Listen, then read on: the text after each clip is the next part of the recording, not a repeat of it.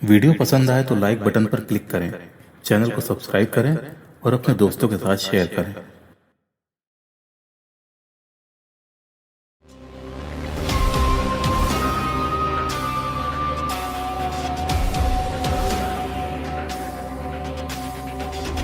महाराष्ट्र के नांदेड़ जिले के पिंपरी महिपाल गांव में जनार्दन जोगदंड अपने परिवार के साथ रहता था। ये गांव नांदेड़ के प्रसिद्ध तीर्थ स्थल से लगभग 1 घंटे की दूरी पर है और मुंबई से इसकी दूरी करीब 600 किलोमीटर है। जनार्दन का परिवार साधारण किसान परिवार था, जिसमें उसकी पत्नी, 2 बेटियां और एक बेटा था। वो खेती किसानी करके अपने परिवार का पालन पोषण कर रहा था। आर्थिक स्थिति ठीक न होने के कारण उसने अपने बच्चों की पढ़ाई पर ज्यादा ध्यान नहीं दिया। बड़ी बेटे की शादी गांव के ही एक परिवार में हो गई थी और बेटा वहीं गांव में पढ़ाई कर रहा था। सबसे छोटी थी शुभांगी। परिवार ने उसकी शादी के बारे में भी सोचा, लेकिन चूंकि वो पढ़ाई में मेधावी थी, इसलिए उसने शुभांगी के एक टीचर के कहने पर उसे आगे पढ़ने दिया। शुभांगी डॉक्टर बनने का सपना देखती थी। उसकी कड़ी मेहनत और लगन ने उसे नांदेड़ के राजकीय आयुर्वेदिक मेडिकल कॉलेज में दाखिला दिलवाया, जहां से वो बीएचएमएस की पढ़ाई कर रही थी।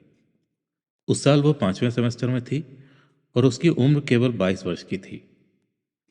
शुभांगी देखने में खूबसूरत थी और उसका स्वभाव बेहद हंसमुख और मिलनसार था।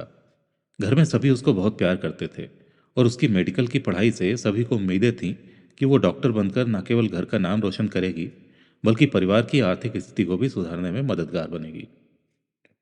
लेकिन शुभांगी के दिल में कुछ और भी चल रहा था। वो अपने ही गांव के एक युवक देव से बेइंतहा प्यार करती थी। देव भी शुभांगी को बहुत प्यार करता था और दोनों के बीच का रिश्ता धीरे धीरे गहरा होता जा रहा था।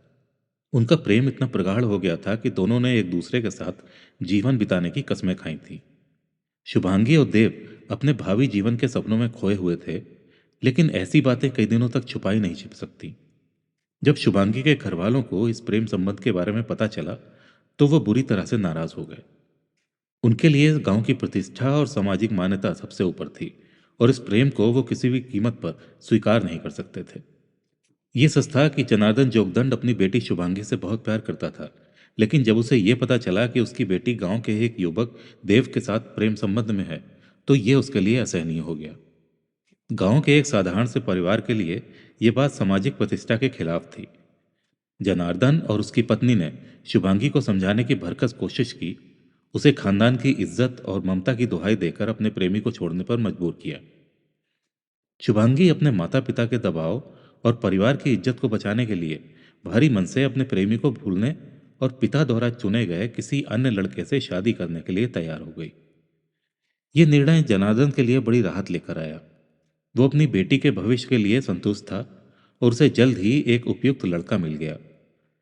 जब उस युवक ने भी शुभांगी को पसंद किया, तो दोनों परिवारों ने जल्द ही सगाई तय कर दी। लेकिन जब शुभांगी की सगाई की खबर उसके प्रेमी देव को मिली, तो उसके पैरों तले जमीन खिसक गई।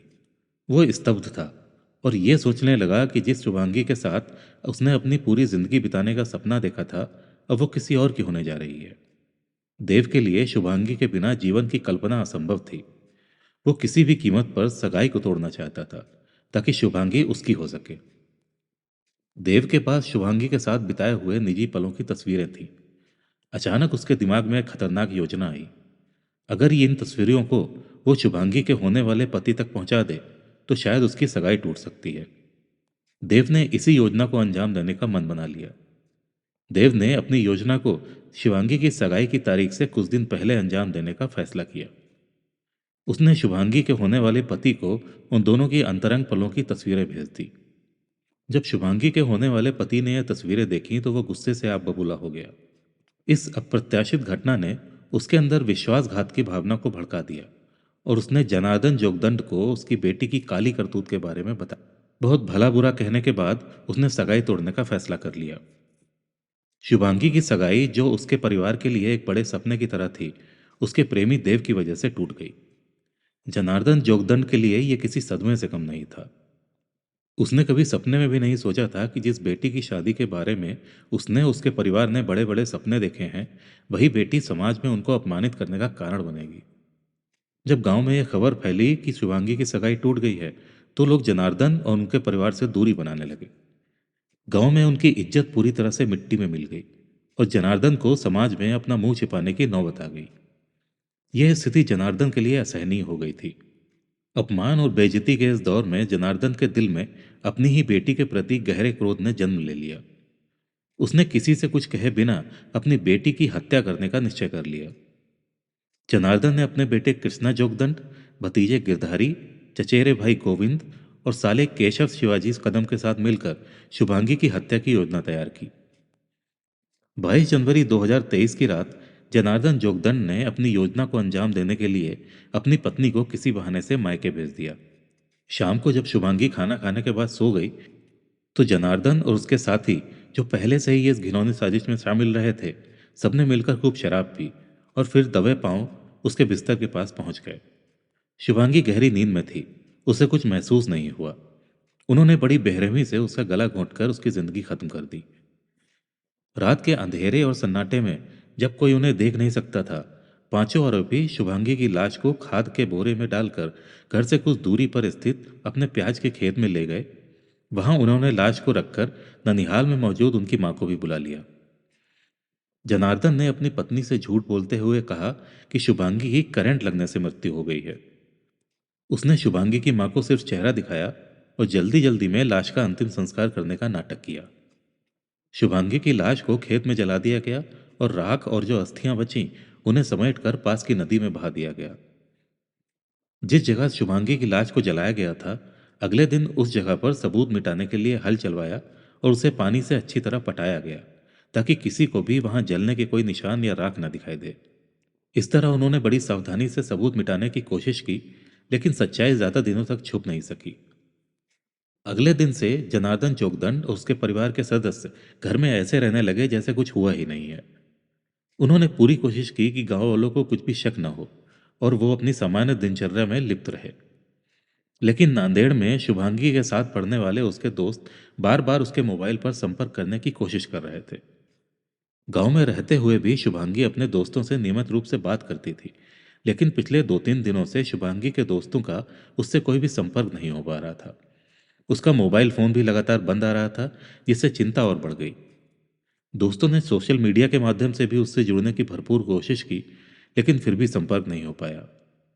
इस अनिश्चितता और परेशानी के बीच सभी को उसकी सलामती की चिंता सताने लगी।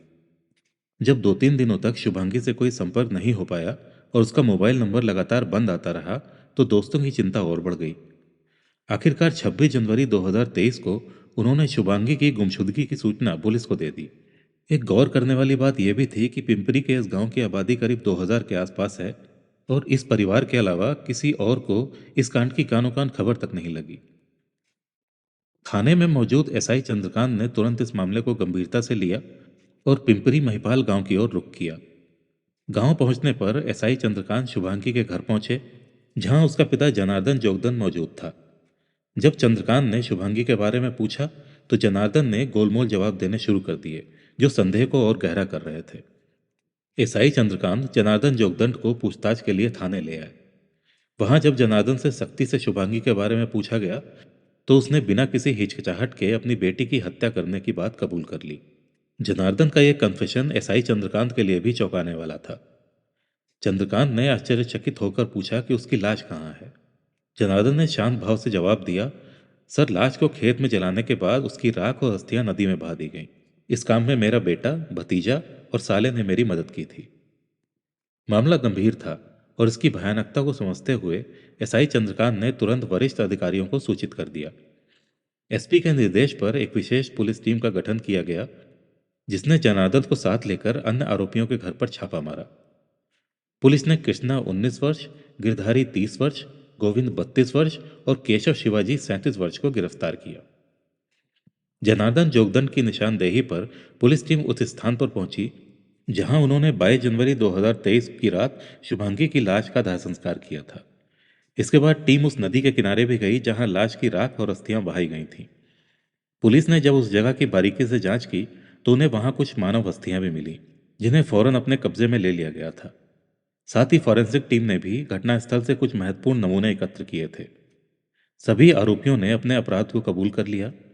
इसके बाद पुलिस ने उन्हें स्थानीय अदालत में पेश किया, जहां से सभी को 14 दिनों की न्यायिक हिरासत में भेज दिया गया था।